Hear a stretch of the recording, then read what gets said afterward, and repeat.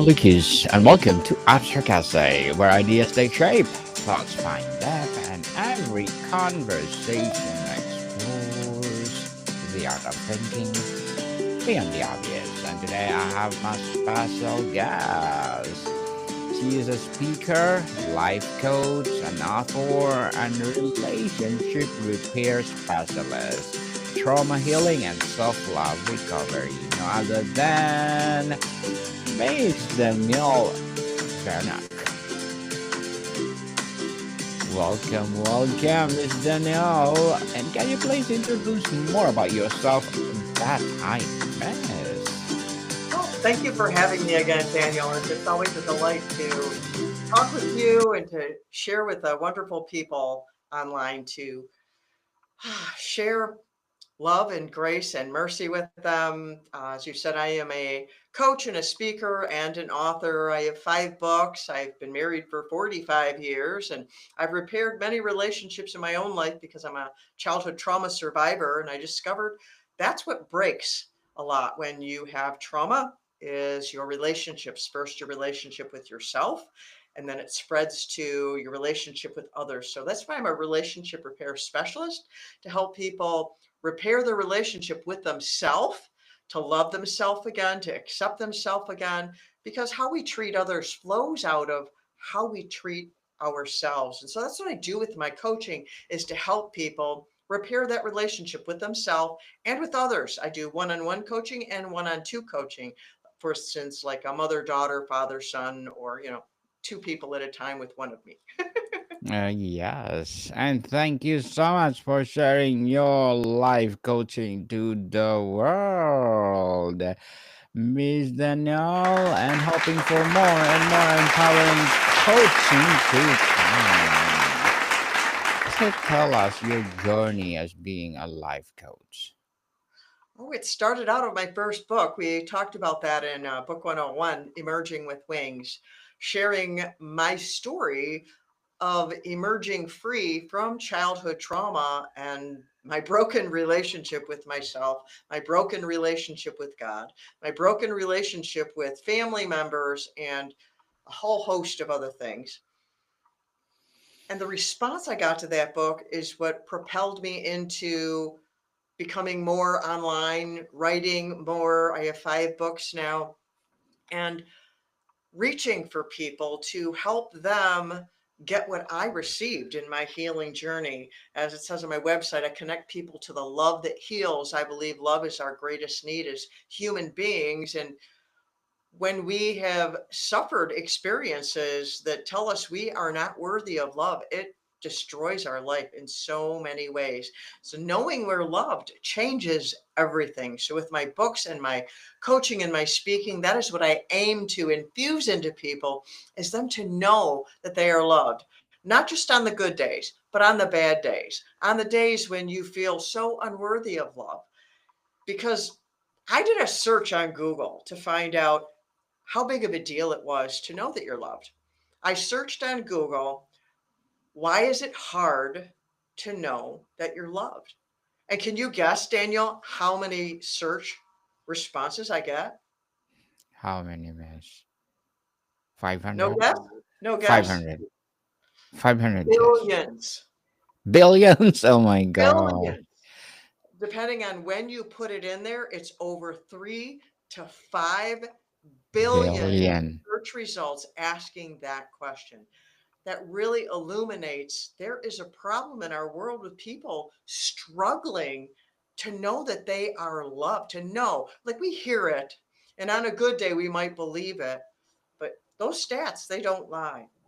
We have been conditioned by training of upbringing or through relationships that we've had or in institutions or family or churches or whatever the case may be, that somehow we are not worthy of love. And our experiences is how we learn.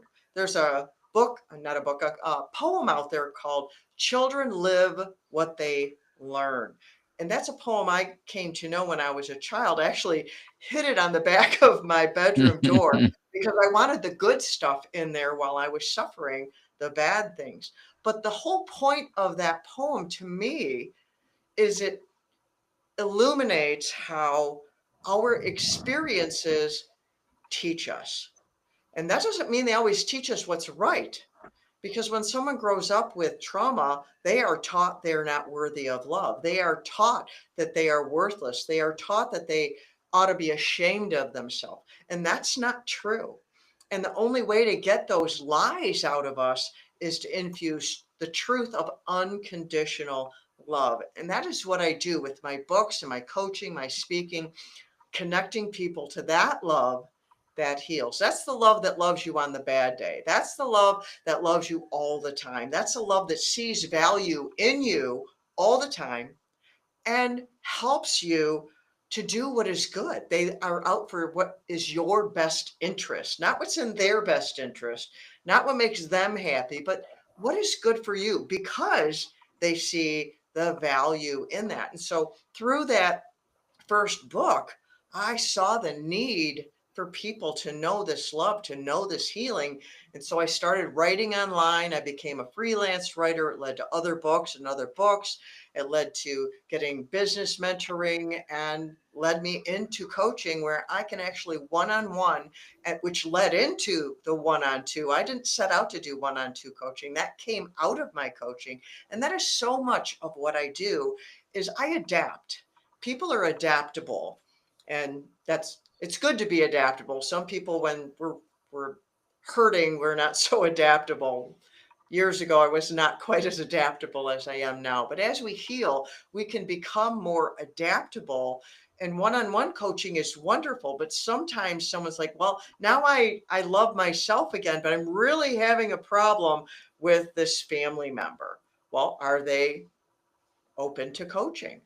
And when they are, then I can coach the two of them together. And the very first time it happened, the second family member was very skittish. And I understand why. They were skittish because, wait, you're her coach. You're going to be giving her preferential treatment. And she learned in our very first coaching session that was not true. As I called out my client for what her family member was bringing to light, and she was like, wow, now I trust you. And that is imperative to good coaching. You have to have a good relationship, you have to have a good rapport, which is why I offer a free consultation to people. So meet me, talk with me. Do we get along? Do you like me? Do I like you? Will we work well together? You shouldn't just jump in. You need to know, like, and trust who you're working with. So it was a unveiling and an adaptation of me growing and continuing to help people and discovering the needs of others. And our world has changed. Just look at our world since the pandemic. We have a completely different world now. We need to be able to change and adapt to be able to help people in whatever way we can. Interesting indeed, Miss Danielle. And tell us, how do you define life coaching in the essence, and how it is fundamentally different from getting advice from a friend or a mentor? Well, I'm going to add a third dimension to that because coaching is different than counseling as well. The difference between getting advice from a friend is they have an emotional aspect to the relationship which will color it, which might be good and might not be good. And does this friend have any knowledge in the area that you're getting advice from? They might, and it might be wonderful, and it might be just what you need. So getting advice from a mentor or a friend can be useful depending on if they have what you need to offer. But then to illuminate the difference between coaching and counseling, which is two very different things. I am not a counselor. A counselor, how I like to illustrate it, it helps people to visualize it.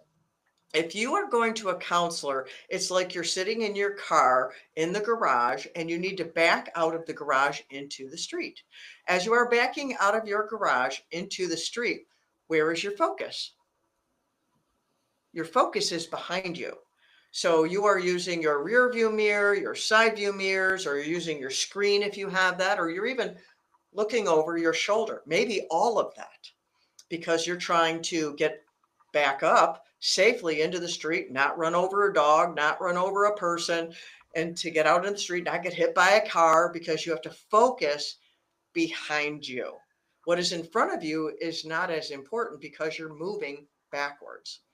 Whereas coaching is forward focused. You have already backed out into the street, but now you're not sure where to go, or maybe there are speed bumps in the road, or there's a fork in the road, or you can't see because it's too dark out, or it's foggy or cloudy, or whatever the case may be that hinders you from moving forward.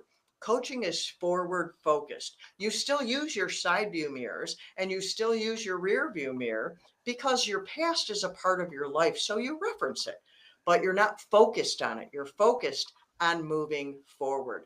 So that is what makes coaching and counseling considerably different from one another. And I also would like to add, if someone comes to me for coaching and they need counseling, I will send them to a counselor. I will not coach them, because they need to get what they need. And I care about my clients. I love them deeply.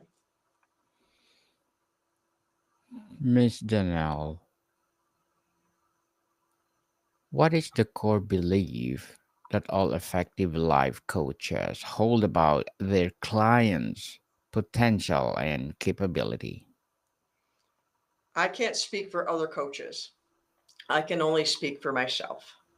And my core value is love, which stands for love, ownership, victory, and esteem. You know, that unconditional love, ownership. We need to take ownership of the things in our lives. If we pass them off and pawn them off on others, it disempowers us. And victor, that's victory, to have a victor mindset instead of a victim mindset. Yes, we may have been the victim of something, but to be a victor, we're going to stand up to move forward. We have to grab a hold of the victory to go forward. And then esteem is about self esteem and seeing your value in and of yourself. So, my core value with my coaching is all about love. And then I have that acronym that I base all my core value on. Love, love, love indeed. And tell us, Miss Donnell, why is the focus on the client's whole life, career, relationships, health, spirituality so critical rather than just isolating one problem area? Why are relationships critical? Yes. Because we were created for relationship. We die in isolation. Studies have shown that loneliness is more toxic than smoking multiple packs of cigarettes in a day. Isolation is toxic to us. We need relationship. We need relationship with ourselves. We need relationship with others. Science has studied children and monkeys, children in orphanages and monkeys, that the same thing of relationship is critical to a healthy life. So that is the foundation. We need a relationship with ourselves. We need a relationship with other people, and I believe we need a relationship with God. And this brings wholeness into our life and brings joy. Brings joy. And who doesn't want to live with joy? Everybody does. I like joy, joy, joy every time for sure. What makes a coaching question truly powerful and transformative, and how it is different from how we usually ask questions in our daily life? Oh, the difference between a daily life question and a coaching question is we tend to ask questions because we're curious and we want to know. But a coaching question is aimed at the client finding out what they need to know, to help them answer their own question, to look inside of themselves. It's not me giving advice. I don't give advice. I don't tell them what to do. I ask questions for them to discover what is inside themselves and bring up, well, what if this and what if that? Would this be helpful? And empower them in their own choice, because it's about empowering them, not me taking authority over them and telling them what to do. It's about them empowering about empowering them in their own life so they can live their own life with that joy. Definitely live with that joy for sure. And how is the way coach listens deeply without agenda and without formulating a response, an active tool that empowers your client? Well, a good coach listens for what's not being said, trying to listen to what is being left out. You listen to the emotion that it's coming through. You observe the body posture while they are speaking because a good coach is going to love their client, so they are going to want to act in their best interest. I don't need to know the answers. It's none of my business what their answers are. Their answers are for them and their well being. So that has to be my focus. Yes, for sure. And what is the catalytic mechanism in coaching? Is it accountability, the powerful questions, or the reflective space the most often leads to a client's breakthrough? I missed the first word you said. What is the what? What is the catalytic mechanism in Catalytic coaching? mechanism. And what the catalytic medic that's a hard word for me to say. No The thing worries. that makes a big difference is how I would put it. The thing that makes a big difference, I would say two things. One is simplicity. I tend to avoid industry jargon, psychological industry jargon. Many times people do not understand what these words mean, and it leaves them with a deer in the headlights kind of response. Well, are you able to tap into your amygdala, or are you regulating your emotions? And they're like, uh-huh. It's like, how are you feeling today? Is you feeling it in your body? What did you do your homework from the last sec? You have to speak in simple terms because we need that. When we're dealing with something that's complex like our emotions and maybe a relationship that's on the rocks, we already have that complex thing. We need simple.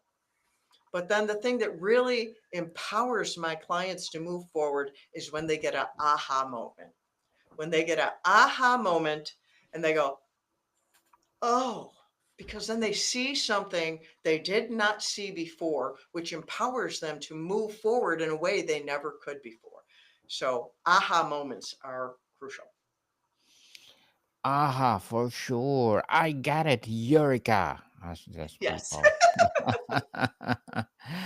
And while goals are important, what deeper, often unexpected transformations do you see in a clients who engage in a true coaching process? What goals? Yes. I have them tell me their goals. I My goal is for them to reach their goals. I have a free consultation that I offer so they can find out if they like me and I can get a feel for what they are looking for. And I have a coaching agreement for their protection and mine. And there they can put their goal. It can be simple, it can be complex, it can be whatever they need it to be because it's all about what they need.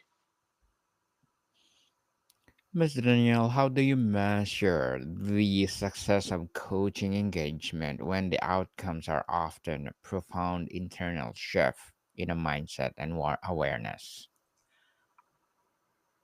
My clients let me know when they have reached their goals. We discuss that.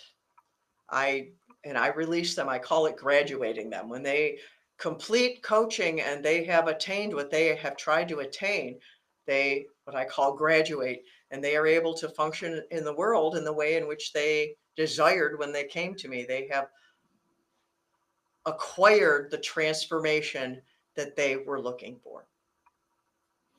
What is the internal mindset or way of being a coach must cultivate to be a truly effective and create a safe, courageous space for the client? They need to care about their client. They need to not be motivated by money or time. If they truly have a heart that cares about that person, they're going to act in their best interest, and they're going to continually learn, continually school themselves and educate themselves and grow themselves so that they are always in front of their client with what their client needs. And I always pray. I am a person of faith and my coaching is faith based. So I don't require people to believe the same way as me, but I tell them, this is me, you're going to get that. And so I pray about things. So I believe I have spiritual help when I am coaching as well. Miss Danielle, what is the biggest misconception people have about what life coaching is and what it can do? People think that they don't need help. People tend to think society has programmed, especially men, that it's weak to get a coach. But if Yes. you look at a football team, do they have a coach? Would you consider football players weak? No, No. No. no. They need someone who knows this. Then they have different kinds of coaches. They have offensive coaches and defensive coaches and all the different kinds of coaches. And it's the coach's job to know the specifics of the expertise, specialization things that the players don't need to know all of that. They just need to be able to gain from the coach what they need to move forward. And that's what a coach's job is to do, to have what the client needs. So the client doesn't have to study all that. They don't need to go to coaching school. They don't need to be certified. They don't need to know all of that. So people tend to think that it's weakness, but it is not. It's a mind shift to go, I need help. And there's no shame in needing help. Society has a tendency to say it's shameful to need help. Everyone needs help at some time. We all need help. We need people. We need we need help. And that's what people need to climb over that to get rid of that shame. Shame has no place. It shows up, but that's one of the things that I attack all the time is shame because shame is insidious and it doesn't belong in our lives. And when we can get rid of it, it can empower us to move forward. Yes, people, if you need help, please ask for help. And Miss Danelle, before we wrap up our discussion for today, I'm inviting you to please do listen to my other podcast, people, because my abstract essay is already in fifth season, abstract poetry in second season, and my book 101 review in fifth season too, comedy 101 in second season, and my food 101 in fifth season as well. Geography 101 in the fourth season, and my baby podcast Law 101 and Mental Health 101. I love letters in third season, and Movie 101 review and Music 101 in fourth season, and Science 101 and Sex 101 in its first season. Please listen to them wherever you listen your podcast. So, Miss Danielle, if you could leave everyone with one powerful self-coaching question they could ask themselves anytime they feel stuck, what would it be?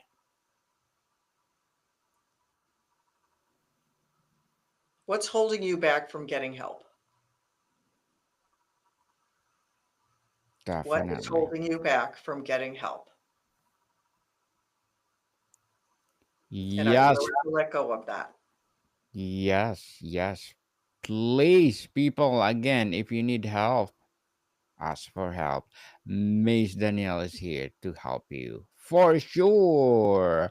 And thank you so much for sharing your knowledge and wisdom to the world.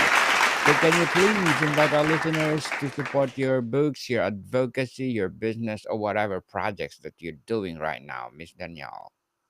Yes, I would love to connect with anyone who would like to connect with me. I have an email list. You can sign up at my website at daniellebernock.com. It's DanielleBernock.com. I'm on many of the socials. I'd love to connect with you there. And I have lots of free resources at my website. So please go and get some stuff for free. Yes, people, let's support Miss Danielle Bernock because if you support her for sure, more and more empowering advocacy to come. So, Miss Danielle, thank you so much for your time. Thank you. I love that. More to come, people. See you soon.